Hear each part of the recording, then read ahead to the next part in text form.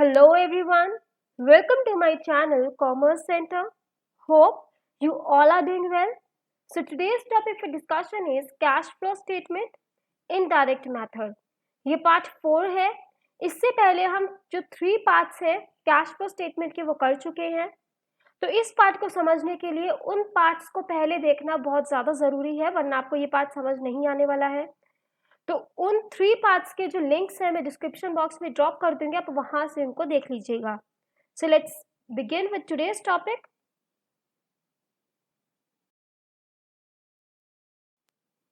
After this video, you will be acquainted with steps for preparation of cash flow statement, format of cash flow statement, along with practical question of cash flow statement.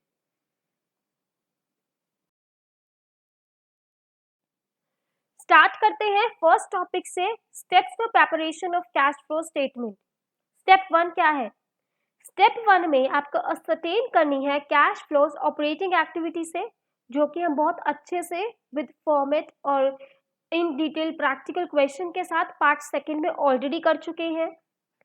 फिर second step में आपको ascertain करना है cash flows investing activity से, जो कि हम in detail part third of cash flow statement में कर चुके हैं. स्टेप 3 में आपको असरटेन करनी है cash flows from financing activities. ये भी हम पार्ट 3 के अंदर of cash flow statement in detail कर चुके हैं. इसका मतलब हम ऑलरेडी ये 3 स्टेप्स तो कर चुके हैं for the preparation of cash flow statement. इसीलिए मैंने आपको बोला था कि इस पार्ट को देखने से पहले प्रायर 3 पार्ट्स देखने काफ़ी ज़्यादा इंपॉर्टेंट है इस पार्ट को समझने के लिए. तो आप उसको देखिएगा, डिस्क्रिप्शन बॉक्स में उनका लिंक होगा. अब जो स्टेप 4 आता है उसके अंदर आपको क्या करना रहता है? असरटेन नेट इंक्रीज और decrease in cash and cash equivalents during the period by summing up the amount of step 1 2 3. Step 4 जो है आपका वो किस तरीके से कैलकुलेट होगा? स्टेप 4 में आप ये जो प्राइर 3 स्टेप्स है ना उनको ऐड करेंगे. मतलब फर्स्ट स्टेप से आपके पास कोई फिगर आया रहेगा, सेकंड स्टेप से आपके पास कोई फिगर आया रहेगा और थर्ड स्टेप से आपके पास कोई फिगर आया रहेगा. इन तीनों ही फिगर्स को आप ऐड कर दीजिएगा. जब आप इनको ऐड करेंगे तो आपके पास क्या आ जाएगा? नेट इंक्रीज या फिर decrease in cash and cash equivalents. Positive balance होगा तो नेट इंक्रीज आ जाएगा, नेगेटिव बैलेंस होगा तो नेट डिक्रीज आ जाएगा कैश एंड कैश इक्विवेलेंट्स में ड्यूरिंग द पीरियड. क्लियर? अब जो लास्ट स्टेप आता है आपके पास स्टेप 5, उसमें क्या रहेगा? ये जो स्टेप 4 है ना, यहाँ से आपके पास जो भी अमाउंट आया रहेगा, जो भी फिगर आया रहेगा, ऐड करके फर्स्ट 3 स्टेप्स को उसके अंदर आप ऐड कर देंगे balance of cash and cash equivalents at the beginning. ठीक है, बैलेंस शीट के अंदर आपके पास कैश एंड कैश इक्विवेलेंट्स का बिगिनिंग का और एंड का बैलेंस दिया रहेगा. तो वहां से आप कैश एंड कैश इक्विवेलेंट्स का बिगिनिंग का बैलेंस ले लीजिए और इस फिगर के अंदर जो स्टेप 4 से आपने फिगर निकाली है उसमें ऐड कर दीजिए. ऑटोमेटिकली आपके पास बैलेंस आ जाएगा कैश और कैश इक्विवेलेंट्स का at the end of the period, जो कि आपको बैलेंस शीट के अंदर गिवन होगा. तो इससे क्या होगा? आपकी जो एक्यूरेसी है ना सोल्यूशन की, वो ऑटोमेटिकली वेरीफाई हो जाएगी, क्योंकि आपके पास जो स्टेप 4 से नेट इंक्रीज और डिक्रीज आया है कैश एंड कैश इक्विवेलेंट्स में, उसमें आप कैश एंड कैश इक्विवेलेंट्स का जो बैलेंस है बिगनिंग पीरियड का आप ऐड करेंगे तो आपके पास जो भी अमाउंट आएगा वो इक्वल्स टू होना चाहिए cash and cash equivalents at the end. अगर वो एंड के इक्वल होगा, जो बैलेंस शीट में गिवन है उसके वो इक्वल होगा, तो ऑब्वियसली ऑटोमेटिकली आपके जो क्वेश्चन है, क्वेश्चन का जो आपने सोल्यूशन किया है उसका ऑटोमेटिकली आंसर वेरीफाई हो जाएगा और आपको पता लग जाएगा कि आपने जितनी भी एडजस्टमेंट्स करी हैं, जो भी आपने आइटम्स प्लेस किया है, वो सब कुछ आपने बिल्कुल करेक्ट किया है. क्लियर? तो ये स्टेप्स थे कि किस तरीके से आपको कैश फ्लो स्टेटमेंट को प्रिपेयर करना रहेगा. अभी हमने थ्योरेटिकली तो स्टेप्स देख लिए हैं कि किस तरीके से आपको प्रिपेयर करना रहेगा कैश फ्लो स्टेटमेंट को. तो इसी को हम देखते हैं फॉर्मेट के थ्रू. देखिए, स्टार्ट करना है आपको cash flow statement dash limited for the year ended. जो भी आपको रहेगा गिवन उसका आप लिख दीजिएगा. फिर पर्टिकुलर्स, डिटेल्स, अमाउंट, ऐसे करके आप लिख दीजिएगा. फर्स्ट स्टेप हमने क्या किया था for the preparation of cash flow statement? वो था असरटेन करना कैश फ्लोज को ऑपरेटिंग एक्टिविटीज से. तो देखिए वही चीज है. फर्स्ट पार्ट क्या है? Cash flows from operating activities. वहां से आपके पास एक फिगर आना रहता है, ये हमने पढ़ा था, तो यहाँ से फिगर आ जाएगा. उसके बाद सेकंड स्टेप था असर्टेन करना कैश फ्लोज को फ्रॉम इन्वेस्टिंग एक्टिविटीज। तो देखिए बी क्या है, cash flows from investing activities.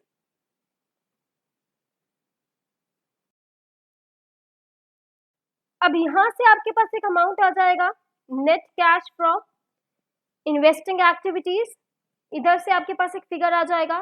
Third step आपके पास था असर्टेन करना कैश फ्लोज को फ्रॉम द फाइनेंसिंग एक्टिविटीज। तो देखिए सी पार्ट वही है, cash flows from financing activities. यहाँ से भी आपके पास एक फिगर आ जाएगी, एक अमाउंट आ जाएगी। उसके बाद आप क्या करेंगे, आपने क्या किया था स्टेप 4 के अंदर कि जो भी आपके प्रायर 3 स्टेप्स है वहां से जो भी आपकी फिगर्स आनी रहती है उनको आप ऐड कर देंगे। उसके बाद आपके पास नेट इंक्रीज और decrease in the cash and cash equivalent during the period आ जाएगा। तो सेम वही बात है, देखिए net increase and decrease in cash and cash equivalent during the period, यहाँ पर एक आपके पास फिगर आ जाएगी। फिर आपको क्या करना रहता है, हमने स्टेप 5 में पढ़ा कि इसके अंदर इस फिगर के अंदर ऐड करना है cash and cash equivalents beginning of the year का, जिससे automatically cash and cash equivalents and का आ जाएगा। सेम वही चीजें देखिए ऐड करेंगे जब आप cash and cash equivalents in the beginning of the year, तो ऑटोमेटिकली आपके पास आ जाएगा cash and cash equivalents at the end of the year, जिससे आपकी सोल्यूशन की जो एक्यूरेसी है वो भी ऑटोमेटिकली चेक हो जाएगी। क्लियर ना यहाँ तक?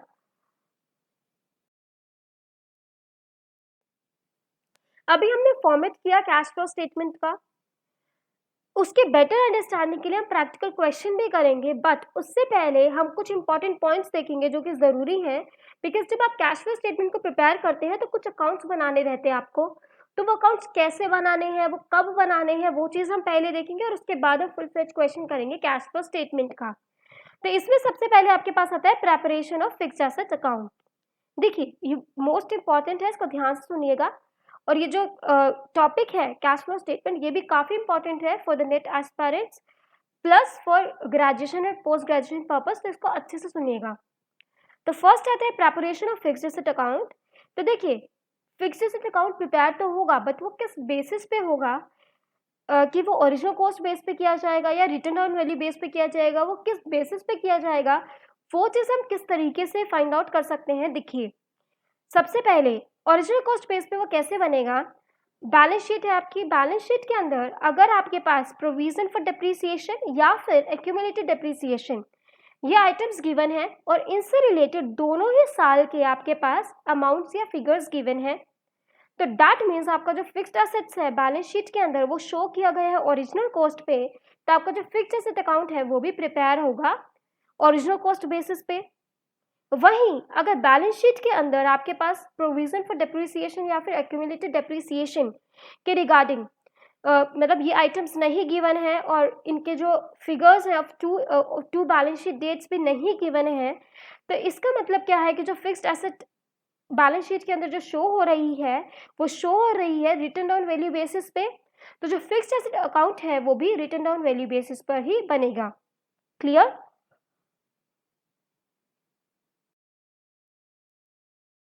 अब आपने क्राइटेरिया के थ्रू फाइंड आउट कर लिया है कि वेदर आपका जो फिक्स्ड एसेट अकाउंट है वो ओरिजिनल कॉस्ट बेस पे बनेगा या फिर वो रिटन डाउन वैल्यू बेस पे बनेगा। आप इतना फाइंड आउट कर चुके हैं, तो उसके आगे का प्रोसीजर क्या रहने वाला है। देखिए अगर आपने देखा है कि ओरिजिनल कॉस्ट बेसिस पे बनेगा, तो इसमें क्या होगा, उसके बाद आप फिक्स्ड एसेट अकाउंट और प्रोविजन फॉर डिप्रिसिएशन अकाउंट को सेपरेटली बनाएंगे। सेपरेटली उनको बनाने के बाद आप फिक्स्ड एसेट अकाउंट से तो आपके पास अमाउंट आएगा फिक्स्ड एसेट को परचेज का या फिर सेल का ड्यूरिंग द ईयर, और प्रोविजन फॉर डिप्रिसिएशन अकाउंट से फाइंड आउट करोगे amount of depreciation charge during the year, that means current year depreciation आपका प्रोविजन फॉर डिप्रिसिएशन अकाउंट से फाइंड आउट हो जाएगा। वहीं अगर आप ये देखते हैं कि जो आपका फिक्स्ड एसेट अकाउंट है वो रिटन डाउन वैल्यू बेसिस पे बनेगा, तो वहां पर आप सबसे पहले चेक करेंगे क्या जो एडजस्टमेंट्स है वहां पर करंट ईयर डिप्रिसिएशन मेंशन है। अगर करंट ईयर डिप्रिसिएशन वहां पर मेंशन होगा तो आप क्या करेंगे, उस करंट ईयर डिप्रिसिएशन को आप credit side of fixed asset account show कर देंगे। उसके बाद आपकी जो बैलेंसिंग फिगर रहेगी उस एसेट अकाउंट की, तो वो आपको परचेज या फिर सेल ऑफ फिक्स्ड एसेट को शो करेगा। अगर आपकी क्रेडिट साइड ज्यादा है डेबिट साइड से, तो आपके पास परचेज ऑफ फिक्स्ड एसेट आएगा। वहीं अगर आपकी डेबिट साइड ज्यादा है क्रेडिट साइड से, तो आपके पास सेल ऑफ फिक्स्ड एसेट आएगा। क्लियर? तो यहां तक आपको क्लियर होगा कि किस बेसिस पे आपको फिक्स्ड एसेट अकाउंट को प्रिपेयर करना है और फिर क्या प्रोसीजर रहेगा आगे उसको प्रिपेयर करने का। अब इसके बाद आपके पास नेक्स्ट इंपॉर्टेंट पॉइंट आता है प्रोविजन फॉर टैक्सेशन से रिगार्डिंग। देखिए कुछ क्वेश्चन में अभी तक जो भी हम करते आए हैं उसमें क्या रहता है, provision for taxation current year का गिवन होता है, तो आप जस्ट उसको profit before taxes and extraordinary items calculate करने के टाइम पे ऐड कर देते हैं और income tax paid operating activity से सीधा लेस हो जाता है। पर कई बार क्या होता है, क्वेश्चन के अंदर आपको प्रोविजन फॉर टैक्सेशन से रिलेटेड फिगर्स दे रखी होती हैं 2 बैलेंस शीट डेट्स की, ठीक है, 2 बैलेंस शीट डेट्स की फिगर्स आपके पास गिवन होती है और एडजस्टमेंट्स के अंदर आपके पास या तो फिर provision for taxation made given होता है या फिर income tax paid during the year आपके पास गिवन होता है। तो जब इस तरीके से होगा तो या तो फिर आप मेड अगर गिवन होगा तो पेड को कैलकुलेट करेंगे, पेड अगर गिवन होगा तो आप मेड को कैलकुलेट करेंगे, ठीक है। तो ये तो थ्योरेटिकल एस्पेक्ट था। अभी क्वेश्चन करेंगे तो क्वेश्चन में आपको अच्छे से क्लियर होगा कि किस तरीके से अकाउंट्स बनेंगे और कब बनेंगे, तो हर चीज आपको अच्छे से क्लियर हो जाएगी। अब हमारे पास क्वेश्चन आता है, ये फुल फ्लेज क्वेश्चन है जिससे आपको समझ आ जाएगा कि किस तरीके से आपको एक फुल क्वेश्चन अटेम्प्ट करना रहेगा कैश फ्लो स्टेटमेंट का विद डिफरेंट अकाउंट्स, ठीक है। तो स्टार्ट करते हैं अपने क्वेश्चन से। देखिए, following are the balance sheets of X limited. आपके पास बैलेंस शीट गिवन है, ये कंप्लीट बैलेंस शीट आपके पास गिवन है और एडिशनल इन्फॉर्मेशन गिवन है। तो क्वेश्चन को अटेम्प्ट करने का तरीका क्या रहेगा, जो भी आपके पास एडिशनल इन्फॉर्मेशन है ना, वो जिस भी आइटम से रिलेटेड है उसके आगे आप थोड़ा सा डॉट लगा लीजिए, जिससे आपकी कोई भी आइटम रह नहीं जाएगी और कोई भी एडजस्टमेंट्स नहीं रह जाएगी और आपका जो आंसर है वो बिल्कुल प्रॉपर आएगा। क्योंकि देखिए प्रॉब्लम रहती है कि आपका कोई भी अगर आइटम छूट गया है, आप उसको प्लेस नहीं कर पाए हैं, कोई एडजस्टमेंट रह गई है, तो आंसर मैच नहीं करेगा। तो हर एक चीज को आपको बहुत ही अच्छे से प्लेस करना है ताकि आपका आंसर जो है वो करेक्ट आए। तो देखिए फर्स्ट एडिशनल इन्फॉर्मेशन है gain on sale of land 30,000। तो ये लैंड से रिलेटेड है, तो that means tangible asset. Fourth point, इस पे आप थोड़ा सा टिक लगा दीजिए और यहीं पे ही आप नोट्स के अंदर भी जो लैंड है उस पर थोड़ा सा टिक लगा दीजिए। इसके बाद आपके पास आता है depreciation on plant and machinery was provided eight 10% on last year balance. तो देखिए आपको प्लांट और मशीनरी का दिया हुआ है, ये भी टेंजिबल एसेट का पार्ट फॉर्म करेगा, इस पर ऑलरेडी पॉइंट लगा हुआ है। ऐसे ही नोट्स के अंदर प्लांट एंड मशीनरी गिवन है तो उस पर भी थोड़ा सा पॉइंट लगा दीजिए ताकि रिमेंबर रहे। इसके बाद interest paid on mortgage loan amounted to 24,300। तो इसमें क्या होगा, आप लॉन्ग टर्म बोरिंग्स पे जाइए, long term borrowing second part में सेकेंड नोट में, तो इस पे आप छोटा सा टिक लगा दीजिए क्योंकि लॉन्ग टर्म बोरिंग्स के अंदर मॉर्टगेज लोन है, तो इस पे भी आप टिक लगा दीजिए। इसके बाद आपके पास आता है provision for income tax made during the year 2017-18 was 32,000। तो प्रोविजन फॉर टैक्सेशन, देखिए प्रोविजन फॉर टैक्सेशन आपको शॉर्ट टर्म प्रोविजंस में आएगा, नोट नंबर 3 पे टिक लगाइए और जो शॉर्ट टर्म प्रोविजंस आपको गिवन है थर्ड पे प्रोविजन फॉर टैक्सेशन, आप उधर भी थोड़ा सा टिक लगा दीजिए। तो हमने चारों ही एडजस्टमेंट्स पे एक पॉइंट सा लगा दिया है जिससे हमारी रिमेंबर रहेगी हर चीज, कोई भी चीज स्किप नहीं होगी। अब स्टार्ट करते हैं क्वेश्चन को। इक्विटी एंड लायबिलिटीज, फर्स्ट आपके पास शेयर होल्डर्स फंड के अंदर आता है शेयर कैपिटल। 2017 और 2018 के बैलेंसेस गिवन है। 2017 में आपकी शेयर कैपिटल 4,50,000 की थी और 18 में भी वो सेम है, कोई भी चेंज नहीं हुआ है। दैट मीन्स इसका कोई भी इफेक्ट शो नहीं करेंगे हम। अगर मान लीजिए इंक्रीज या डिक्रीज होती तो हम कहाँ पर शो करते, yes cash flows from financing activity के अंदर हम इसको शो करते, बट अभी कुछ भी चेंज नहीं है तो इसको छोड़ दीजिए। नेक्स्ट पॉइंट आपके पास आता है reserves and surplus. Reserves and surplus one note point है, देखिए उसमें क्या है, रिटेन्ड अर्निंग्स। तो ये हमारे कहाँ पर यूज होंगी, जब हम कैलकुलेट कर रहे होंगे नेट प्रॉफिट बिफोर टैक्स, तो ले जाइए उसको वहां पर। Calculation of net profit before tax, देखिए यहाँ पर है ये, तो इनका जो डिफरेंस है 3,56,000 और 4,78,000, इनका जो डिफरेंस है अमाउंट उसको लिख दीजिए 1,22,000 आ गया आपके पास। क्लियर यहाँ तक। इसके बाद आपके पास नेक्स्ट पॉइंट आता है नॉन करंट लायबिलिटीज के अंदर long term borrowings. Long term borrowing second note number देखिए और इस पे पॉइंट भी है, दैट मीन्स इससे रिलेटेड एडजस्टमेंट है तो उसको हम पढ़ेंगे। लॉन्ग टर्म बोरोइंग्स में आपके पास मॉर्टगेज लोन गिवन है। 2017 में कुछ भी नहीं था और 2018 में 1,70,000 है। ये कहाँ पर शो होगा mortgage loan? Yes, financing activities में। तो क्या हो जाएगा प्रोसीड्स फ्रॉम मॉर्टगेज लोन, क्योंकि पहले कुछ भी नहीं था और उसके बाद 2018 में आपने लिया है, that means proceeds from mortgage loan आपके पास 1,70,000 आ जाएगा। एडजस्टमेंट इसके रिगार्डिंग क्या है? इंटरेस्ट पेड की। देखिए third adjustment, interest paid on mortgage loan amounted to 24,300। तो इंटरेस्ट पेड का हमने ट्रीटमेंट देखा हुआ है, फाइनेंसिंग से तो वो लेस हो जाता है और ऑपरेटिंग में वो ऐड हो जाता है।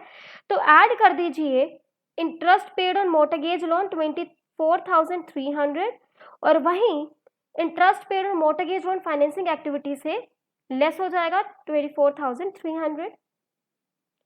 इसके बाद आपके पास आता है करंट लायबिलिटीज के अंदर ट्रेड पेएबल्स। तो ट्रेड पेएबल्स आपके पास पहले 2,03,000 के थे, उसके बाद 1,09,000 के हो गए। दैट मीन्स आपके पास जो ट्रेड पेएबल्स है वो डिक्रीज हो गए। और आप लोगों को पता है कि जो करंट लायबिलिटीज होती है उनका एक पॉजिटिव रिलेशन रहता है, तो डिक्रीज इसका मतलब वो लेस शो करेंगे। तो ट्रेड पेएबल्स में आपके पास 94,000 आ जाएंगे। क्लियर? उसके बाद आपके पास आता है short term provision. Short term provision में आपके पास टिक पॉइंट भी लगा हुआ, दैट मीन्स एडजस्टमेंट है। शॉर्ट टर्म प्रोविजन में देखिए नोट में प्रोविजन फॉर टैक्सेशन, आपके पास दोनों बैलेंस शीट डेट के अमाउंट गिवन है और एडजस्टमेंट में आपके पास गिवन है provision for income tax made during the year 2017-18 32,000। अभी हमने यही बात पढ़ी कि अगर आपके पास प्रोविजन फॉर टैक्सेशन से रिगार्डिंग बैलेंस शीट के अंदर दोनों डेट्स की, बैलेंस शीट डेट्स की अगर आपके पास फिगर्स गिवन है प्लस आपके पास एडिशनल इन्फॉर्मेशन के अंदर एडजस्टमेंट्स के अंदर कोई मेड या पेड, इन दोनों में से कुछ ना कुछ गिवन होगा, तो आपको अकाउंट बनाना रहेगा और जो चीज़ गिवन नहीं होगी उसको आपको कैलकुलेट करना रहेगा। तो सबसे पहले हमारा कौन सा अकाउंट बनेगा? प्रोविजन फॉर टैक्सेशन अकाउंट और टैक्स अकाउंट। तो देखिए सबसे पहले आप लिखेंगे by balance BD. By balance BD आपको गिवन है 40,000 और टू बैलेंस सीडी आपके पास गिवन है 35,000। वहीं आपके पास provision for taxation made given है, मेड गिवन है, that means by statement of P&L account provision made आपके पास गिवन है 32,000 का, इसको पुट कर दीजिए। अब मेड गिवन है तो ऑब्वियसली आप पेड निकालेंगे, तो क्या आ जाएगा? पेड मतलब बैंक से पे किया जाएगा, तो to bank account balancing figure आपके पास बिंग पेमेंट मेड आ जाएगी 37,000 की। वहीं आपके पास देख लीजिए अगर यहाँ पर पेड गिवन होता तो आप बैलेंसिंग फिगर से bye statement of P&L made निकाल देते, प्रोविजन मेड, जो कि आपका 32,000 उस टाइम आ जाता अगर पेड नहीं गिवन होता तो, मतलब पेड, ठीक है, अभी मतलब पेड अगर गिवन होता तो, सॉरी, पेड अगर गिवन होता तो आप उस टाइम पर इसको कर देते। क्लियर यहाँ तक? अब आपको यहाँ पर एक चीज और करनी है कि साथ साथ आप लोगों को हर एक अकाउंट को खाली करते जाना है, मतलब उनके आइटम्स का प्लेसमेंट करते रहना है, बिकॉज इससे क्या आपको कुछ भी स्किप नहीं होगी, कोई भी आइटम स्किप नहीं होगी। तो इसमें क्या होगा? प्रोविजन मेड जो है, अभी भी मैंने आपको बताया था, प्रोविजन मेड आपका प्रॉफिट बिफोर टैक्स और एक्स्ट्राऑर्डिनरी आइटम्स में ऐड रहता है। Provision for tax made during the current year देख लीजिए, यहाँ पे आ जाएगा ऐड 32,000 का। वहीं इनकम टैक्स पेड आप ऑपरेटिंग एक्टिविटी से लेस करते हैं एंड में, तो लेस इनकम टैक्स पेड देख लीजिए आपके पास आ जाएगा 37,000 का। ये चीज़ें हमने पहले पढ़ी हुई हैं तो आपको अच्छे से समझ आ गई होंगी आई थिंक। इसके बाद हमारे पास आता है एसेट्स की बात करते हैं। अब एसेट्स के अंदर आपके पास सबसे पहले आते हैं फिक्स्ड एसेट्स। फिक्स्ड एसेट्स के अंदर आपके पास आते हैं टेंजिबल एसेट्स। टेंजिबल एसेट्स में पॉइंट लगा हुआ है तो देख लेते हैं। सबसे पहले इसमें आता है लैंड। लैंड के रिगार्डिंग भी हमारे पास एडजस्टमेंट है, पॉइंट लगा हुआ है gain on sale of land, बना दीजिए अकाउंट। लैंड अकाउंट आपका बनेगा, लैंड अकाउंट में सबसे पहले लिखिए टू बैलेंस बीडी आपके पास गिवन है 2,50,000 और बाय बैलेंस सीडी आपके पास 1,40,000 गिवन है। आपके पास gain on sale of land adjustment में दे रखा है तो प्लेस कर दीजिए to statement of P&L account gain on sale of land that is 30,000। तो बैलेंसिंग फिगर से आपके पास क्या आ जाएगी? सेल, ठीक है। अगर वही बैलेंसिंग फिगर आपकी डेबिट में आई होती तो आपके पास परचेज हो जाता। तो यहाँ पर आपकी क्या आ गई? बाय बैंक सेल आ गई आपके पास लैंड की, जो कि आई 1,40,000। तो यहाँ पर भी आप प्लेसमेंट कर दीजिए। आप सबसे पहले तो गेन वाली बात देखेंगे हम, gain on sale of land वो कहाँ पर शो होगा? यस, ऑपरेटिंग एक्टिविटी में लेस कर देंगे gain on sale of land 30,000 और वहीं सेल ऑफ लैंड आपके पास कहाँ पर शो होगी? इन्वेस्टिंग का पार्ट बनेगी। तो आप लिख दीजिए सेल ऑफ लैंड 1,40,000 आपका इन्वेस्टिंग का पार्ट बन जाएगी पॉजिटिव में। इसके बाद नेक्स्ट हमारे पास आता है इसी के अंदर प्लांट एंड मशीनरी, उसके रिगार्डिंग भी एडजस्टमेंट का पॉइंट लगा हुआ है, पढ़ लेते हैं। Depreciation on plant and machinery was provided eight 10% on last year balance. देखिए सबसे पहले इंपॉर्टेंट बात, किस बेसिस पे बनाना है fixed asset account, plant and machinery account किस बेस पे बनाए हमने क्या पढ़ा था कि बैलेंस शीट के अंदर अगर provision for depreciation accumulated depreciation के रिगार्डिंग दोनों बैलेंस शीट डेट्स के अगर फिगर्स गिवन होंगी तो हम ओरिजिनल बेस पे बनाएंगे वरना हम रिटर्न डाउन बेस पे बनाएंगे। तो क्या आपको बैलेंस शीट के अंदर प्रोविजन फॉर डेप्रिसिएशन कहीं दिख रहा है? नहीं। तो यहाँ से हमको क्लियर हो गया कि यहाँ पर जो अकाउंट बनेगा वो किस बेसिस पे बनेगा, रिटर्न डाउन वैल्यू बेस पे, क्योंकि हमारी जो फिक्स एसेट है बैलेंस शीट के अंदर रिटर्न डाउन वैल्यू बेस पे शो कर रखी है। ठीक है, उसके बाद हमारे पास नेक्स्ट पॉइंट क्या था, फिर हमको ये देखना है कि क्या डिप्रिसिएशन करंट ईयर का एडजस्टमेंट्स के अंदर गिवन है, और अगर गिवन है तो उसको हम क्रेडिट साइड में शो करेंगे फिक्स एसेट अकाउंट के। देख लीजिए, यस गिवन है depreciation on plant and machinery 10% of the last year balance given है भाई, तो उसको हम क्या करेंगे, क्रेडिट साइड में शो करेंगे। देखिए बाय डिप्रिसिएशन, ठीक है, हम इसको शो करने वाले हैं। और उसके बाद हमारे पास बैलेंसिंग फिगर से परचेज या फिर सेल आएगी। तो चलिए अकाउंट बनाते हैं। Plant and machinery account on written down value basis, सबसे पहले टू बैलेंस BD लिखिए 1,50,000, फिर बाय बैलेंस CD लिखिए 1,80,000, फिर हम डिप्रिसिएशन लिखेंगे क्रेडिट साइड पे।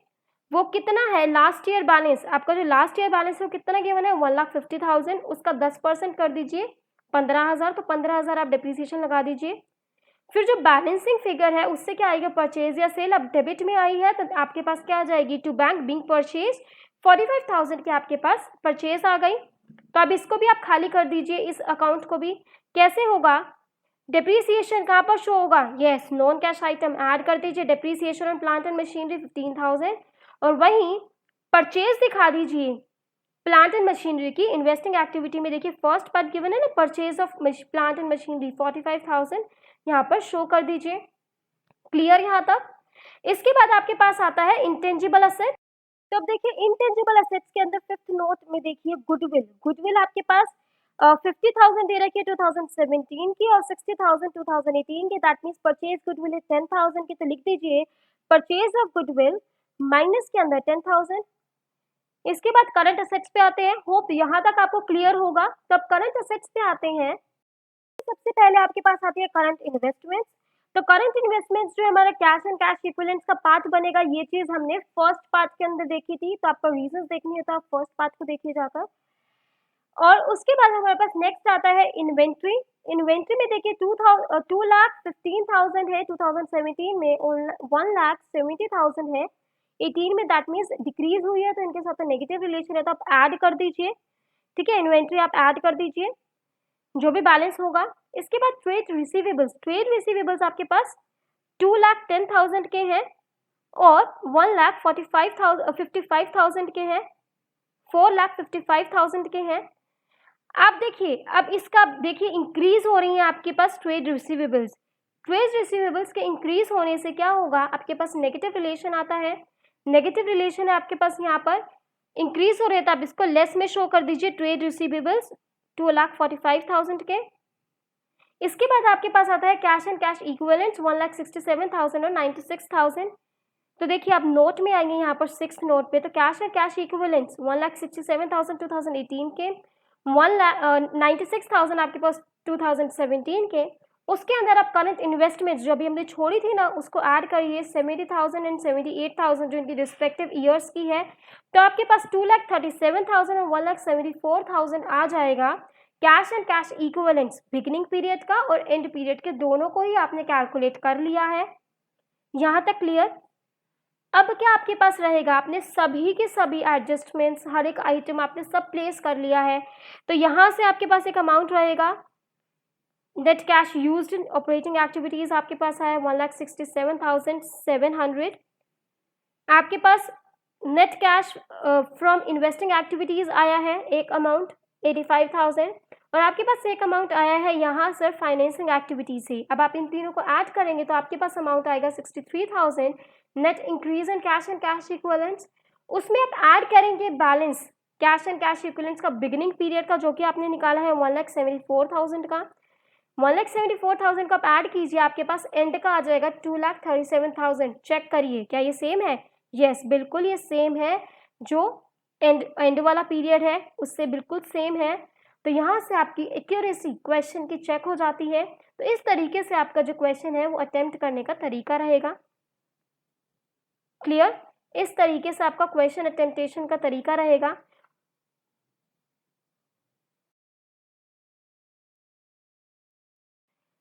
अब आपकी टर्न आती है यहाँ पे प्रैक्टिस क्वेश्चंस की। फर्स्ट आता है कि जो इंटरेस्ट पेड है एंड डिविडेंड पेड है, ये किस एक्टिविटी का पार्ट फॉर्म करते हैं कैश फ्लो स्टेटमेंट में? ऑपरेटिंग का, इन्वेस्टिंग का, फाइनेंसिंग का या फिर सभी का? बहुत इजी है, आप लोगों को पता है, कमेंट कीजिएगा जरूर। इसके बाद लॉन्ग क्वेश्चन आ सकता है इसका for graduation post graduation purpose. What do you understand by cash flow statement? How is it prepared? Draw an imaginary cash flow statement assuming as many as details as possible. So this is all about today's video. Thank you. आपका cash flow statement भी यहाँ पर complete होता है। तो अगर आपको ये वीडियो इन्फॉर्मेटिव लगा है तो do like, share, comment and subscribe to my channel for more informative videos. आपको किसी भी स्पेसिफिक टॉपिक पे अगर वीडियो लेक्चर चाहिए तो आप कमेंट कर सकते हैं, ज़रूर उस पर एक वीडियो लेक्चर प्रिपेयर किया जाएगा। Thank you. Have a nice day all.